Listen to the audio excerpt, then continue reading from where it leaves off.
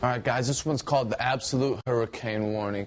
Pretty simple, we're just going to use some Absolut vodka, cranberry juice, and pineapple juice. We're going to start off, fill our mixing glass up here. You want to do vodka to taste as strong or as weak as you like it. 1.5 to 2 ounces should be good. It'll be a 6 to 8 count. Next up, we've got to proportion our juices right. Grab our cranberry and pineapple. Use about 1.5 ounces of each.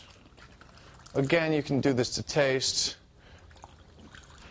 whatever flavor you enjoy most. We'll put up our martini glass here. Grab a shaker. We really want to break this up and get it nice and chilly because we're going to strain it out.